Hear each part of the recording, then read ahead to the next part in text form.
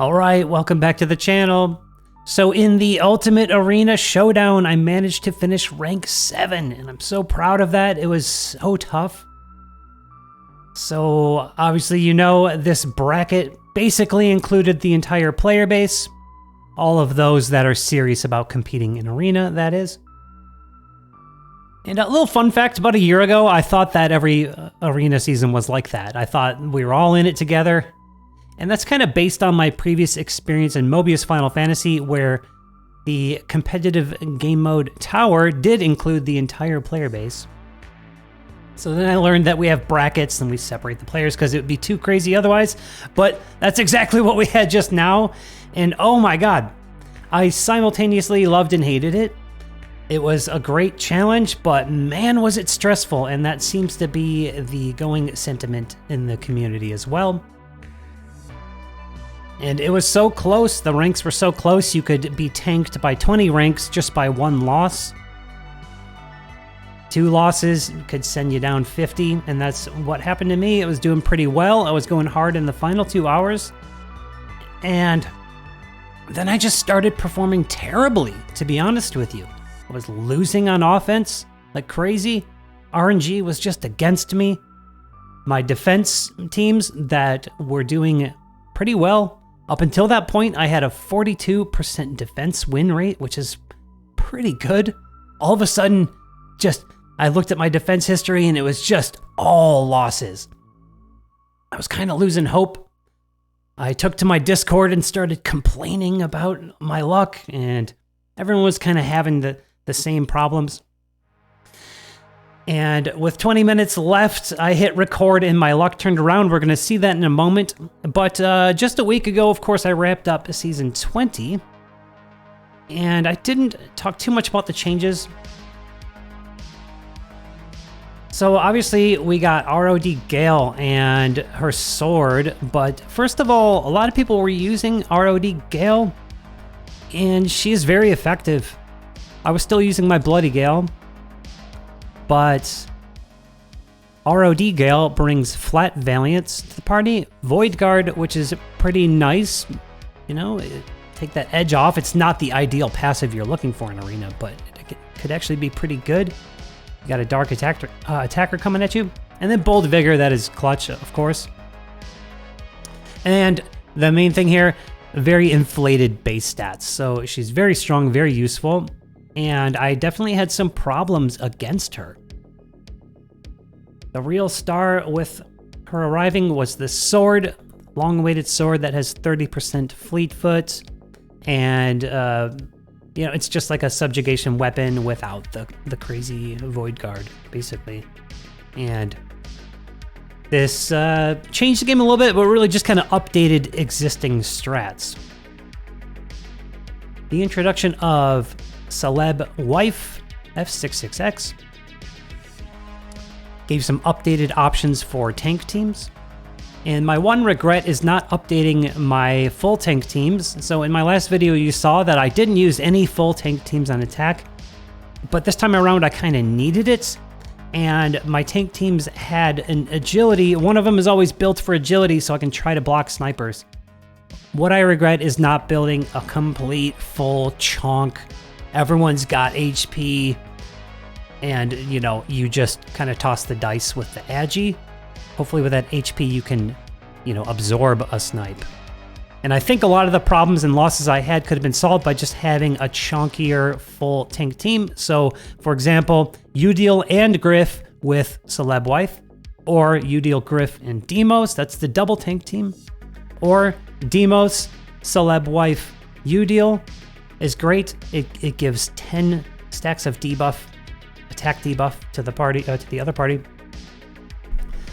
I wasn't quite prepared. I did have some tank teams built, but man, I'm using all 15 of my slots and I just didn't have that much room. So I stuck to fast teams for the most part, and hybrid tank, snipe, turret teams, which you'll see in the video. And let's get right to into that video, excuse me. Right to that video. So this is the final 20 minutes. And like I said, my luck was just going so horribly up to this point. Rank 29. Here I go. And I thought there might be a U deal here, so I grabbed this mono light team again, which has a lot of power and can take out tank teams. But it worked out anyway. And why I like this rather than like a greedier anti-tank CDR team, it's because sometimes you get surprised like I did just now, and there are cooldown characters on the other team. So having this, everyone cools down pretty fast. There's some slight greed here. Speaking of greed, that's something that's become a little more common.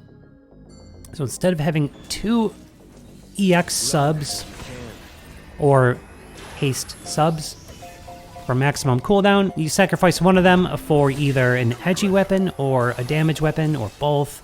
You know, there's a lot of like boon agi weapons. Put in that slot so you can get a little greedy with either agi or damage. So for example here, my Saryu is greedy for damage. One of her subs is just a straight damage weapon. All right, that was a loss. I believe that was 0. And that's another thing. I had all of these teams, 0 and some other teams, I had them totally figured out. And then all of a sudden in the last hour, all of my strats stopped working, and I started getting the most horrible RNG ever. So here I switched it up and I went for Pete instead. And this team format's really hard to counter. But what I have here, you know, if you get a successful snipe, and even if not, it works in most cases. And I use the same team to counter CDR teams, fast CDR teams, such as the Bloody Gale, Sino Saryu, Noel, or Bloodless Demos team.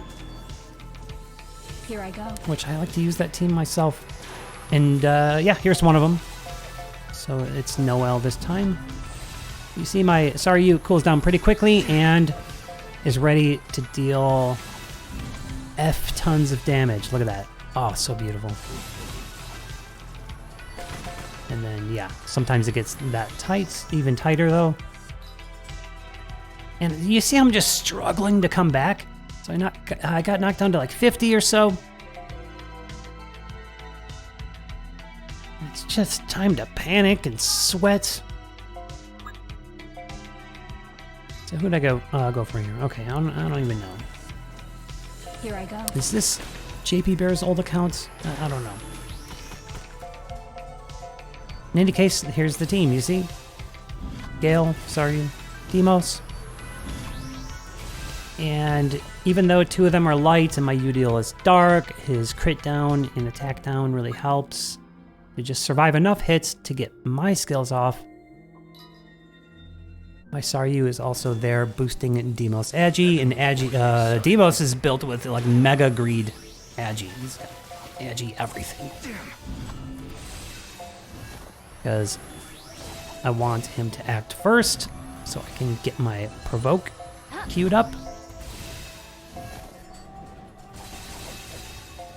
And I want him to be really strong and take someone out.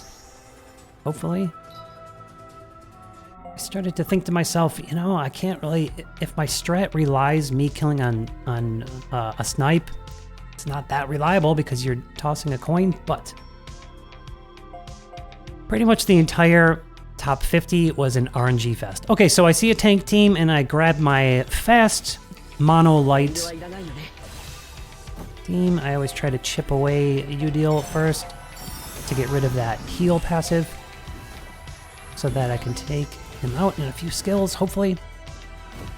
I see a Yuri over there who's probably going to cool down fast, which makes me glad that I brought this team and not a slower one. Because that Yuri was ready to kill. Alright, slowly getting there, and oh, thank God I see a rank 2 to grab. And I'm thinking, okay, I see fire, but I'm still gonna grab my hybrid team here, my tank turret snipe team. Tempted to take out that Akeha to get rid of her character skill gimmick, but yeah, I couldn't even act in AA, excuse me. Wait a minute. Did I get agi rolled? Do you understand how, like, my Demos is built with 3.5 thousand agi, and I'm getting agi rolled by a Bloody Gale.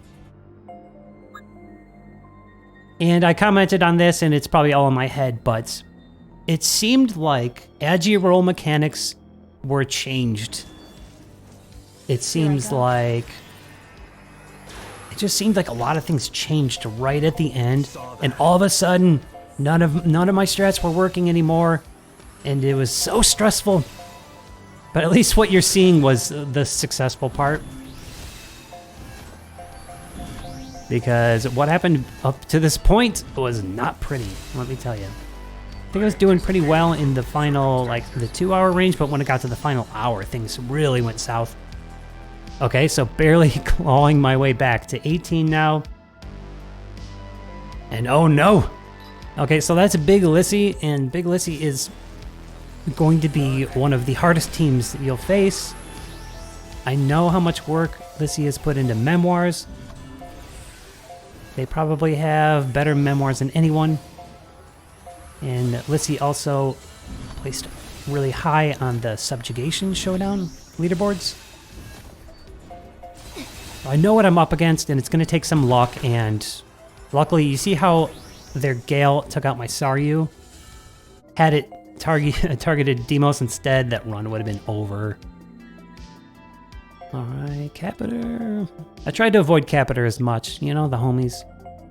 But I so lucky again, I spotted a rank 1 iFroggy.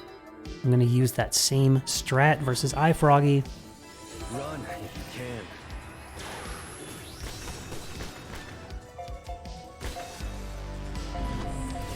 So sorry you don't get to see like a more more variety of teams. In this video, I only use 2 different teams. Kind of. I have a variation of this one. You'll see that. All right, so it's a win. This one went really well. You see, I have 2 characters. Full health. That means my Udeal really did the job. And then jumped to rank 6. Oh, thank you. And then another rank 1 option, Chaos 666 out of nowhere. Don't even know Chaos 666. I've seen them before, but they're not a regular in the top 10 as far as I know. And when that Saryu skills come up, I am mashing, I am demon tapping to get that in there.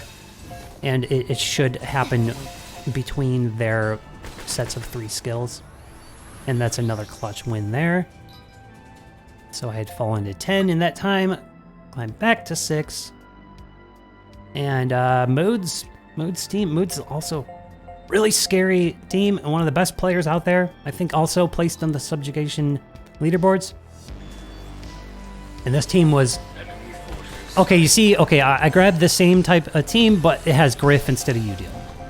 So the idea there is all of this light. I hope to tank it better with a neutral element.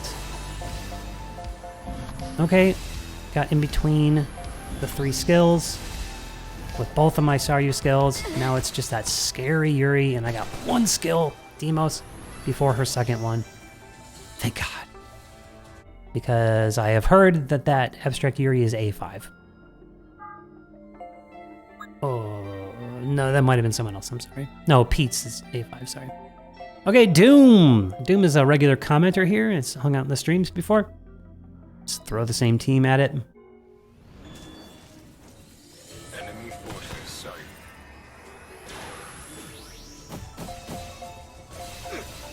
Oh, you know why it was easy to get in before Yuri's second skill? Because her skill 2 is an 18-second skill.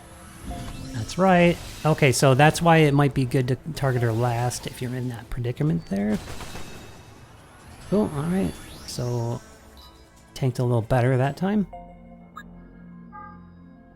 Rank 3, things are looking good. And there's probably 5 minutes left. I spot Yauma again. I think that was the first team I fought in this video. And then, so I just went with the same Here I go. mono lights. Pretty greedy team. And whenever I see that I'm versus a CDR, I turn the auto on, but I still click but the auto helps to click all the skills I can't manually touch in time. And that'll turn it back off. And rank 1, oh! A few minutes left, rank 1, rank 2. Gonna reset, fish around for a good option here. What do we have? Moolage, this is a community friend Emule. And I know I'm going through this moment in my head right now. I know Emule's teams are so freaking hard because I know Emule's account. It's very, very built up. And I know that I was probably gonna lose, but mind you, this is the final minutes. There was 1 minute left. And Emule was rank 1 when I picked this fight. So had I won it, I would have certainly finished in the top 5, maybe even rank 3 or something. But you see in that time, kicked down to rank 8. Okay, final screenshot of the leaderboards here. Cool, look at that, there's 2 rank 9s. And you saw it was 8 there, but I logged back in and, yep, rank 7. And that could change. I'm pretty sure everyone up there is legit, but in case some of the ones that I'm not familiar with aren't, and the devs catch it, then we could get bumped up a rank. So here it is again: iFroggy, Moods, JNC, Zero, Moolage. Congrats. And the next, Luna, Rice Eater, me, Doom, and Belgo. And you see there's 2 rank 9s there, and rank 10 was Guinevere / Billy Cool, another community friend. So we got 3 Farplane Camp in the top 10. That's pretty cool. Emule, myself, and Billy. When I say Farplane Camp, I don't we don't have it's not exclusive or anything. It's just the people that hang out on my server and on my channel is all I mean by that. And by the way, everyone's welcome. Okay, cool. So that's it. I don't know what else to say about this season. It was so stressful, and but at the same time, it was so cool to just finally get a taste of what it's like to be versus everyone. And what it's like, all of the ranks are so close that if RNG doesn't treat you well, you take a few losses, you can sink very fast. I know that very, very, very competent players, more than competent, people that are normally top 5, got kicked down as far as 50. And some community friends that were crushing it, they were in the top 5 like for the last 2 hours. They get kicked down to the 20s, and then some even further. So I know that everyone had a headache with this, and a lot of people are probably disappointed, but just know that, it really was an RNG fest. My own performance, I do have to admit that I just got pretty lucky. You see all those options I had in a row. I had a rank 1 and a rank 1 and a rank 1 to pick on, and I got good RNG at the most crucial time, and that's how I ended up there. I do think that my teams are well built and all that, and I've placed in the top 10 many times in regular brackets. So I do think I deserve it, but at the same time, a lot of people deserved it, and a lot of people were doing really well that got kind of screwed. But that's just how this goes, so try not to be too bummed about it. We can now rest easy in a regular bracket now and go crush those bots for a little bit. And yeah, in any case, I'm excited to see that. I did get my elite badge, and there's only 1 badge above it, so I'm massively pumped. In any case, thanks for watching this video. Hope you enjoyed it. Let me know in the comments how you did. If you haven't already, let me know on my earlier community post. And as always, if you like what you see here, throw a like on the video, sub on the channel. All of that stuff helps me grow, and it's so much appreciated. I'll see you in the next one.